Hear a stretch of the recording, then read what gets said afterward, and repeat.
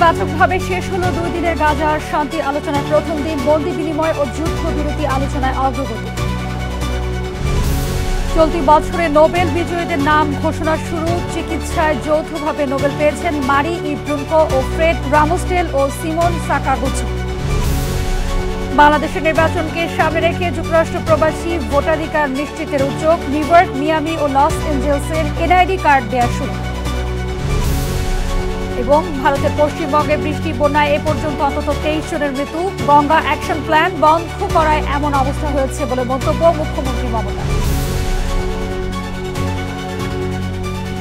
বিশ্বজুড়ে ঘটে যাওয়া দিনের গুরুত্বপূর্ণ ঘটনাবলী নিয়ে আরটিভির নিয়মিত আয়োজন সারাদিনের বিশ্বে আপনাদের সবাইকে স্বাগত জানাচ্ছি আমি হাবিবা আফরোজ।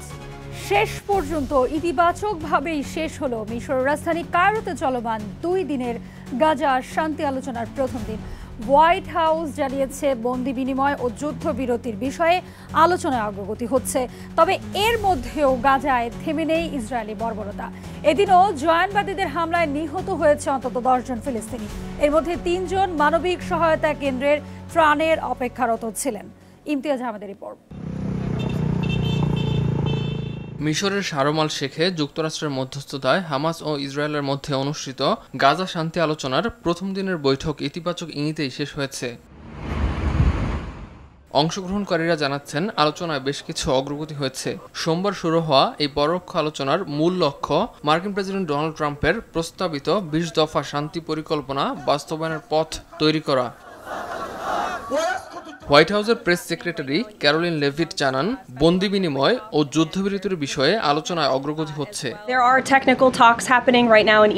বেশ কিছু বিষয়ে আলোচনা চলছে। ইসরায়েলি বন্দীদের মুক্তি ও ফিলিস্তিনি রাজনৈতিক বন্দীদের বিনিময়ের প্রস্তুতি চলছে।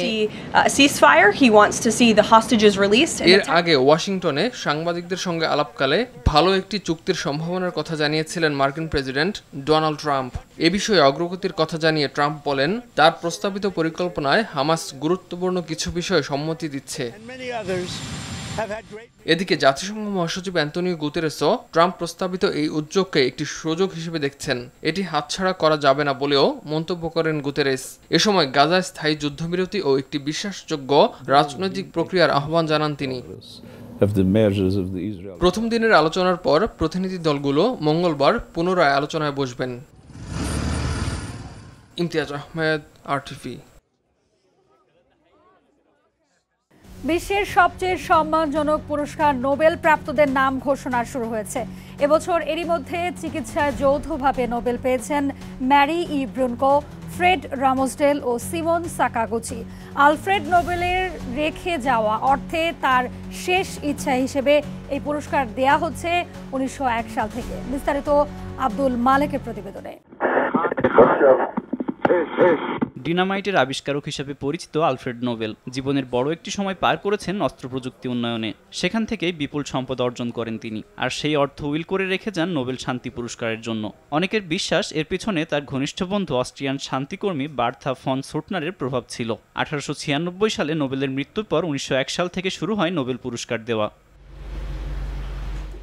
আলফ্রেড নোবেলের নির্দেশনা অনুযায়ী রসায়ন ও পদার্থবিজ্ঞানে নোবেল পুরস্কার দেয় royal Swedish academy of science, সাহিত্যে পুরস্কার দেয় সুইডিশ একাডেমি, চিকিৎসা বা শরীরবিজ্ঞানের পুরস্কার দেয় সুইডেনের ক্যারোলিনস্কা ইনস্টিটিউট, আর শান্তি পুরস্কার দেয় নরওয়ের পার্লামেন্ট। এছাড়া 1968 সালে সুইডেনের কেন্দ্রীয় ব্যাংক তাদের 300 বছর পূর্তি উপলক্ষে অর্থনীতিতে নোবেল পুরস্কার যুক্ত করে। বিশ্ববিখ্যাত কয়েকজন নোবেলজয়ী হলেন Albert Einstein, Nelson Mandela, Martin Luther King Junior ও মাদার তেরেসা। প্রথমবারের মতো পদার্থবিদ্যা ও রসায়ন দুটি ভিন্ন বিষয়ে নোবেল পান বিজ্ঞানী মেরি কুরি। একমাত্র বাংলাদেশি নোবেল বিজয়ী হলেন অধ্যাপক ডক্টর মোহাম্মদ ইউনুস। এরই মধ্যে সোমবার চিকিৎসা বা শরীরবিজ্ঞানে নোবেল জয়ীর নাম ঘোষণা করা হয়েছে। ম্যারি ই ব্রুনকো, ফ্রেড রামস্টেল ও সিমন সাকাগুচি মানবদেহের রোগ প্রতিরোধ ব্যবস্থার কার্যপ্রণালী বিষয়ক গবেষণার জন্য যৌথভাবে পুরস্কার পেয়েছেন। 7 অক্টোবর পদার্থবিদ্যা, 8 অক্টোবর রসায়ন, 9 অক্টোবর সাহিত্য, 10 অক্টোবর শান্তি এবং 13 অক্টোবর অর্থনীতিতে বিজয়ীদের নাম ঘোষণা করা হবে। আব্দুল মালেক, আরটিভি। আসন্ন জাতীয় সংসদ নির্বাচনকে সামনে রেখে প্রবাসী ভোটারদের অধিকার নিশ্চিতে উদ্যোগ নিল যুক্তরাষ্ট্রের ওয়াশিংটন ডিসির বাংলাদেশ দূতাবাস। এর মধ্যে শুরু হয়ে গেছে নিউইয়র্ক, মিয়ামি ও লস অ্যাঞ্জেলসের এনআইডি কার্ড প্রদান কার্যক্রম। বলা হয় ভোটার রেজিস্ট্রেশনের দ্বৈত নাগরিকত্ব সনদের প্রয়োজন হবে না। SM কবির ও জাহিদ রহমানের তথ্যছবিতে বিস্তারিত জানাচ্ছেন ইমতিয়াজ আহমেদ। যুক্তরাষ্ট্রের ওয়াশিংটন ডিসির বাংলাদেশ দূতাবাসে উদ্বোধন হয়েছে দেশটিতে বসবাসরত প্রবাসী বাংলাদেশিদের জাতীয় পরিচয়পত্র প্রদানের আনুষ্ঠানিক কার্যক্রম। এভাবে বাংলাদেশের প্রতি আপনাদের এরই মধ্যে নিউ ইয়র্ক, মিয়ামি ও লস অ্যাঞ্জেলেসের বাংলাদেশ কনসুলেটেও NID কার্ড প্রদান কার্যক্রম শুরু হয়েছে। এ সংক্রান্ত যাবতীয় বিষয় ওয়েবসাইটে প্রদান করা হবে বলেও জানানো হয়। বাংলাদেশে নাগরিক NID সেবাটা পেতে গেলে বা NIDটা পেতে গেলে আপনার একটা সূত্র আছে। প্রবাসীদের সহজ প্রক্রিয়ার মধ্য দিয়ে NID কার্ড প্রদান করা হবে বলে জানান নির্বাচন কমিশন সচিব আক্তার আহমেদ। এর মধ্য দিয়ে প্রথমবারের মতো প্রবাসীরা তাদের ভোটাধিকার প্রয়োগ করতে পারবেন। অনলাইনে পূরণ করে প্রিন্ট নিয়ে আসতে হবে। হ্যাঁ, প্রিন্টটা নিয়ে এসে হার্ড কপিটা নিয়ে এসে দূতাবাসে আমাদের এখানে দূতাবাসে এলে জমা দিবেন। জমা দিয়ে তার আগে আপনার একটা সময় করে নেন যে আমি এই তারিখে আসতে চাই। সম্ভাব্য তারিখগুলো না আপনার পাসপোর্ট কার্যক্রম করার জন্য যেভাবে অ্যাপয়েন্টমেন্ট করে আসতে হয় এখানে ঠিক একই রকম একই বলবেন। আমাদের ক্ষেত্রে যেটা একটু ব্যতিক্রম সেটা হচ্ছে যে আপনাকে জন্ম নিবন্ধনটা আগে নিতে হবে, আর বাদবাকি কাগজগুলো কিন্তু আপনার কাছে আছে। সেই সাথে আরেকটা রঙিন এক কপি পাসপোর্ট সাইজের ছবি, এটা করে আপনারা নিবন্ধন, তাহলে ডেটা রিকোয়ারমেন্ট হচ্ছে এইটুকু। NID পাওয়ার জন্য জন্ম নিবন্ধনটা বাধ্যতামূলক, এটা লাগবেই। এখন এখানে থেকে যার জন্ম নিবন্ধন করা নেই তিনি কিভাবে জন্ম নিবন্ধন? তিনি এখানে আমাদের কনসুলার সার্ভিসে এই জন্ম নিবন্ধন পদ্ধতির প্রক্রিয়াটা তো এখান থেকেও করা হচ্ছে। তিনি আগে আবেদন করবেন জন্ম নিবন্ধন directorate of birth and death registrar, উনি নিবন্ধনটা সার্টিফিকেটটা দিবেন। সার্টিফিকেটটা দেওয়ার পরে বেসড অন দ্যাট আপনি আবেদনটা করবেন। বাদ বাকি ডকুমেন্টগুলো যেমন নিজের বাবা মায়ের NID বা মৃত হলে ওয়ারিশন সার্টিফিকেট বা ডেথ সার্টিফিকেট এবং ছবি, এগুলো তো তার কাছে আছে। বাড়তি যেটা হচ্ছে যে জন্ম নিবন্ধন বায়োমেট্রিক্সটা নেওয়ার পরে এই যে আবেদনকারী যে ঠিকানাটা দিয়েছেন দেশে, বাংলাদেশে যে ঠিকানাটা দিয়েছেন যে তার পূর্বসূত্রটা ওই জায়গায়, এইটা ওখানে একটা যাচাই বাছাই হবে। ওখানে আমরা আমাদের উপজেলা লেভেল পর্যন্ত যে অফিসাররা আছেন তারা এটা তাৎক্ষণিকভাবে ইনফরমেশনটা পান। ওই ভেরিফিকেশনটার পরে আমরা ওই ভেরিফিকেশনটা আমার জানা মতে অভিজ্ঞতায় 15 দিনের বেশি লাগে না, কারণ স্থানীয় বিভিন্ন কাজের মধ্যে এটাও বাড়তি কাজ হিসেবে তারা করে ফেলেন। এবং আমি যতদূর জানি যে এখানে একটা বিশেষ নির্দেশনা দেওয়া হয়েছে যে এই কার্যক্রমগুলো অতি দ্রুত সময়ের মধ্যে করছে, সেটা আছে। আমি বলছি সাধারণ ক্ষেত্রে 15 দিনের। যেমন এখানে আসার পরে আমাকে 2-1 জনে বলেছেন, আমি আবার অফিসে বলেছে আজকে সকালবেলা, গত পরশুদিন বলেছে আজকে সকালবেলা বলা হলো যে আপলোড করে দেওয়া। তার মানে এইটা আপলোড যেহেতু করে দেওয়া হচ্ছে, ওখান থেকে আপলোড করার পরে এখানে আমাদের এম্বাসি থেকে যখন এটা কনফার্ম করে দিবে যে হ্যাঁ আপনার এটা প্রস্তুত, তখন আপনি একটা নিজের কার্ডটা ডাউনলোড করে নিতে পারবেন। যেটা যে কাগজ প্লাস্টিক কাগজটা। আমাদের ব্যাপারটা হচ্ছে 31শে অক্টোবরের কথাটা এসছে কেন? 31শে অক্টোবর পর্যন্ত যাদের বয়স 18 বছর হচ্ছে, আই রিপিট 31শে অক্টোবর পর্যন্ত যাদের বয়স 18 বছর হচ্ছে তারা। অনুষ্ঠানে প্রধান অতিথি ছিলেন আক্তার আহমেদ, রাষ্ট্রদূত তারেক মোহাম্মদ আরিফুল ইসলাম, পররাষ্ট্র মন্ত্রণালয়ের director general ATM Abdur Rauf Mondal. যে সমস্ত কাগজপত্র একেবারে অতি জরুরি সেই সমস্ত কাগজপত্র দিয়ে একজন প্রবাসী NID কার্ডের মাধ্যমে ভোটার তালিকায় অন্তর্ভুক্তির সুযোগ পাবেন।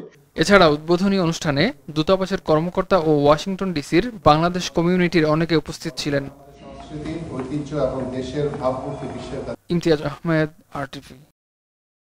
ভারতের পশ্চিমবঙ্গে বৃষ্টি বন্যায় এ পর্যন্ত অন্তত 23 জনের মৃত্যু হয়েছে। এর মধ্যে দার্জিলিংয়ে 18 জন ও জলপাইগুড়িতে নিহত হয়েছেন অন্তত 5 জন।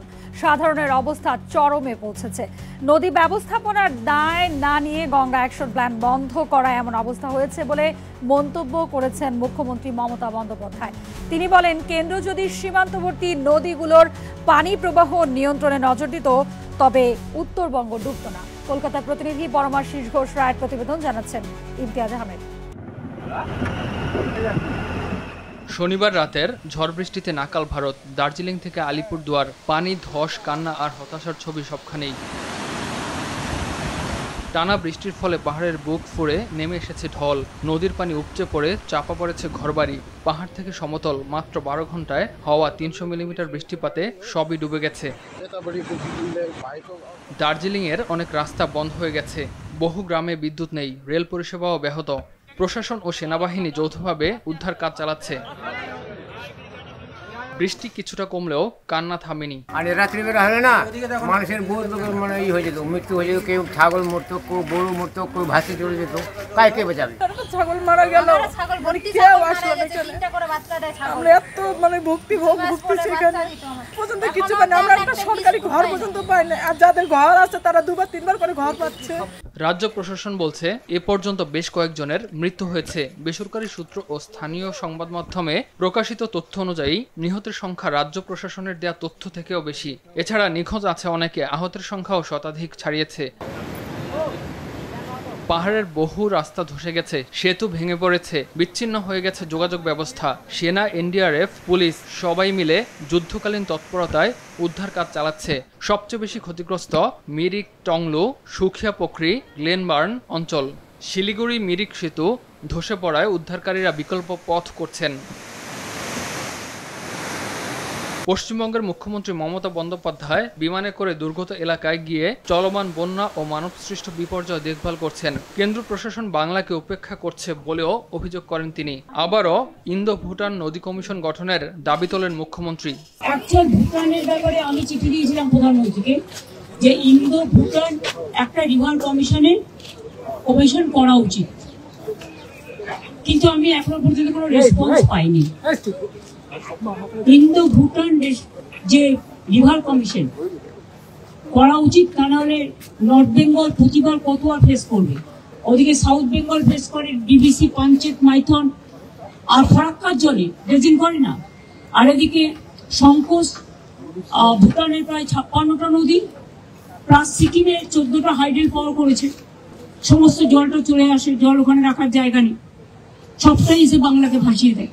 এদিকে মমতা বন্দ্যোপাধ্যায়ের অভিযোগের প্রেক্ষিতে কেন্দ্রের পক্ষ থেকে ত্রাণ তহবিল পাঠানো এবং রাজ্য প্রশাসনকে সহযোগিতা করা হচ্ছে বলে দাবি করা হয়। যদিও পাল্টাপাল্টি দোষারোপ এখনো থামেনি। রাজ্যের বিরোধী দল বিজেপি বলছে ত্রাণের নামে রাজনীতি নয়, প্রশাসনিক সমন্বয় দরকার।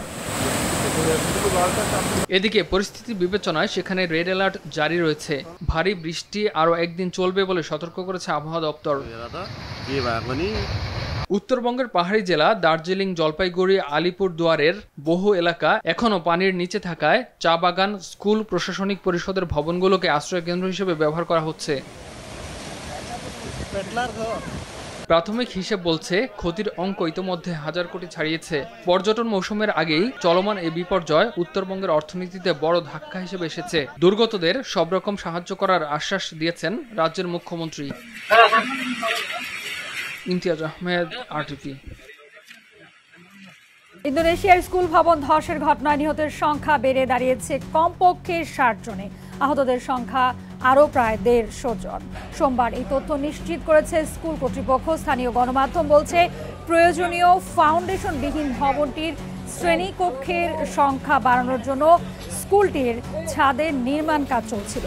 এদিকে ভবনটির কিছু ধ্বংসাবশেষ পরিষ্কারের কাজ এখনও বাকি রয়েছে। গত 29 সেপ্টেম্বর দুপুরে নামাজের সময় দেশটির পূর্ব জাভা প্রদেশের আল খুজনি ইসলামিক বোর্ডিং স্কুলে এই দুর্ঘটনা ঘটে। যুক্তরাষ্ট্রের শিকাগো ও পোর্টল্যান্ডে চলমান অস্থিরতার মধ্যেই president Donald Trump insurrection act ব্যবহার করে রাজ্যগুলোতে কেন্দ্রীয় সামরিক বাহিনী মোতায়েনের ইঙ্গিত দিয়েছেন। এর ফলে রাজ্যগুলোতে কেন্দ্রীয় সেনা মোতায়েন করতে পারবে ট্রাম্প। সোমবার যুক্তরাষ্ট্রের জজ এপ্রিল পেরি ফেডারেল সরকারকে শিকাগোতে সামরিক বাহিনী মোতায়েন চালিয়ে যাওয়ার অনুমতি দেওয়ার পরই এমন মন্তব্য করেন ট্রাম্প। এর একদিন আগেই আরেকনের পোর্টল্যান্ডে কেন্দ্রীয় সেনা মোতায়েন সাময়িক নিষেধাজ্ঞা জারি করেছিলেন অন্য এক ফেডারেল বিচারক। ট্রাম্পের এমন পরিকল্পনার তীব্র নিন্দা জানিয়েছেন ইলিনয়ের গভর্নর জেবি প্রিটজবার্গ। ট্রাম্পের সৈন্য মোতায়েনের পরিকল্পনাকে অবৈধ ও অসাংবিধানিক বলে উল্লেখ করেছেন জেবি। আর এরই সাথে শেষ করছি সারাদিনের বিশ্ব। আরটিভির সাথেই সংযুক্ত থাকুন, মতামত জানান আরটিভির সামাজিক যোগাযোগ মাধ্যমগুলোতে।